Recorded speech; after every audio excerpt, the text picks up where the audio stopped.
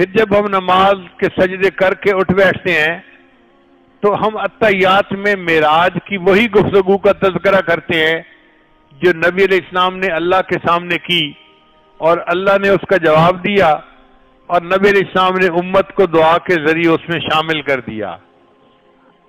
پھر اس کے بعد کلمہ آ جاتا ہے اشہد اللہ الہ الا انت واشہد ان محمدا عبدہ ورسولہ.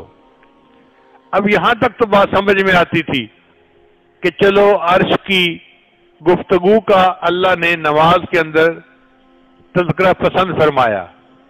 پھر اس کے بعد نبی علیہ السلام نے درود شریف 2 شامل فرمائے. اب یہ درود شریف نماز میں کیوں شامل کیے گئے؟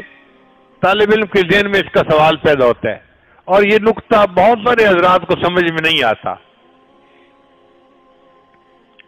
مجھے یاد ہے میں نے اپنے 3-4 سال کی عمر میں جب نماز کا ترجمہ اپنے استاد سے سیکھا تھا تو انہوں نے مجھے درود شریف سکھایا اللہم صلی علی محمد وعلی آل محمد کما صلیت علی ابراہیم وعلی آل ابراہیم انکا حمید مجید.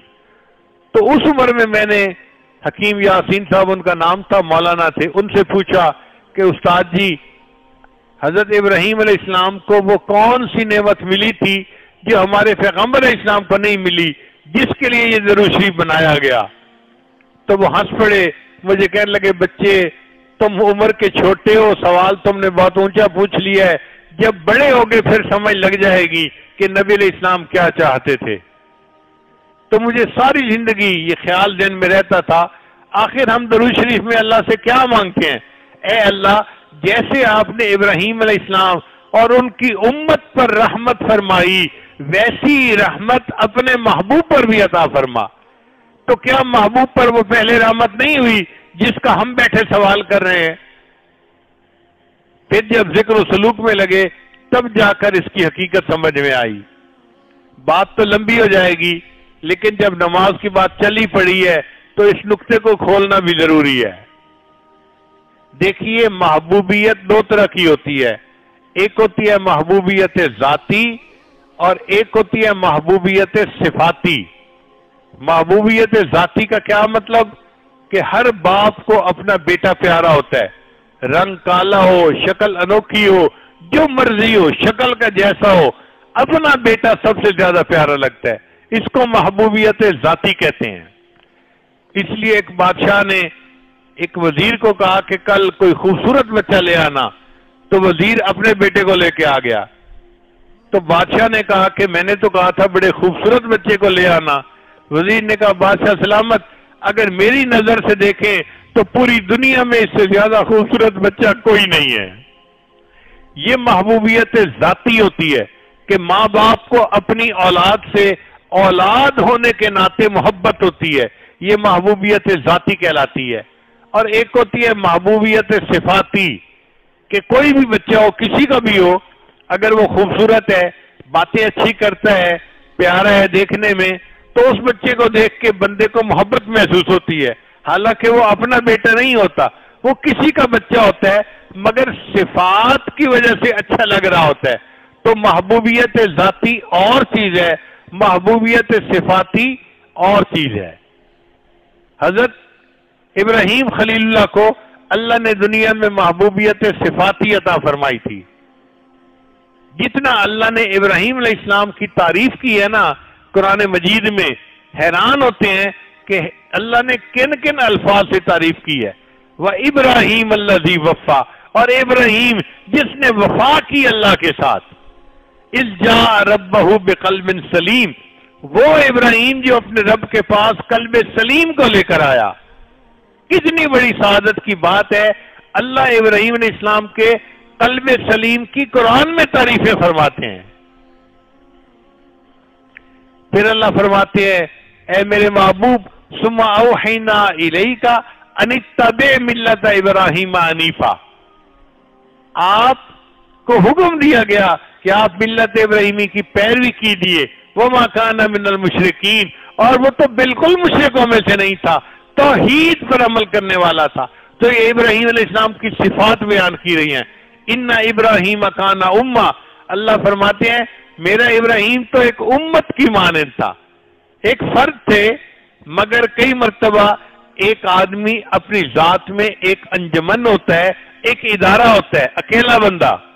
تو اللہ بھی اسی طرح فرماتے ہیں ان ابراہیم کان امہ، میرا ابراہیم تو ایک امت کی مانند تھا، قانتا للہ حنیفا، اللہ سے ڈرنے والا تھا، سیدھے راستے پہ چلنے والا تھا، ولم یکن من المشرکین، اور بالکل شرک کرنے والا نہیں تھا، شاکرا لانعمی، اللہ کی نعمتوں کا شکر ادا کرنے والا تھا، اجتباہ وہداہ الی صراط مستقیم، اللہ نے اسے چن لیا، پسند کر لیا اپنے لیے. تو ابراہیم علیہ السلام کی کتنی تعریفیں اللہ نے بیان کی ہیں. تو ابراہیم علیہ السلام کو اللہ نے محبوبیت صفاتی عطا فرمائی تھی، اس لیے ان کو خلیل اللہ کا لقب ملا تھا، وہ اللہ کے خلیل ہیں. نبی علیہ السلام جانتے تھے کہ اللہ نے مجھے محبوبیت ذاتی عطا فرمائی ہے. نبی علیہ السلام اللہ تعالیٰ کے محبوب ذاتی تھے، محبوبیت ذاتی نصیب ہوئی تھی. اور میرے آقا کی چاہت یہ تھی اے اللہ اب میں ایسا بن جاؤں کہ میری صفات بھی آپ کو پسند آ جائیں. اس لیے محبوب کے دو نام تھے، ایک نام تھا احمد، حقیقت احمدی نبی علیہ السلام کو محبوبیت ذاتی نصیب تھی، اور ایک تھی حقیقت محمدی، اس کا تقاضا یہ تھا کہ اے اللہ مجھے محبوبیت صفاتی بھی عطا فرما دیجیے. میں ذاتی کی محبوبیت کا حامل تو ہوئی صحیح، صفات بھی میرے اندر ایسی آ جائے کہ میں آپ کو اپنی صفات کی وجہ سے بھی پسند آ جاؤں. یہ محبوب کے دل میں تمنا تھی، اس لیے محبوب نے اس درود شریف کو نماز میں شامل کیا. اے اللہ جو محبوبیت صفاتی آپ نے ابراہیم علیہ السلام کو عطا فرمائی تھی، اے اللہ اپنے پیارے محمد صلی اللہ علیہ وسلم کو بھی وہی محبوبیت صفاتی عطا فرما دیجئے. اللہ اکبر کبیرہ. اس لیے یہ نماز کا درود نبی علیہ السلام کو سب سے زیادہ پسند. امام ربانی مجدد الفسانی رحمۃ اللہ فرماتے ہیں اس لیے نبی علیہ السلام اللہ کی عبادت میں مجاہدہ کرتے تھے. افلا اکون عبدا شکورا، میں اللہ کا شکر گزار بندہ کیوں نہ بنوں. محبوب کے قدم پر ورم آ جاتی تھی، محبوب اپنے آپ کو مجاہدے میں ڈالتے تھے صرف اس لیے کہ میرے اندر وہ محبوبیت صفاتی بھی آ جائے کہ میں صفات کی وجہ سے بھی اللہ کو پسند آ جاؤں. اب حقیقت محمدی اور حقیقت احمدی کا یہ فرق ہر بندے کو تو سمجھ میں نہیں آ سکتا، مگر امام ربانی مجدد الفسانی رحمۃ اللہ نے فرمایا کہ نبی علیہ السلام نے اتنی زندگی میں عبادت کی اور امت کو اتنی عبادت سکھائی کہ آپ کی امت نے اللہ کی اتنی عبادت کی کہ 1000 سال گزرنے کے بعد محبوبیت صفاتی محبوبیت ذاتی کے ساتھ متصل ہو گئی، حقیقت محمدی حقیقت احمدی کے ساتھ اکٹھی ہو گئی. اللہ نے اپنے محبوب صلی اللہ علیہ وسلم کو اسی دنیا میں یہ درجہ بھی عطا فرما دیا.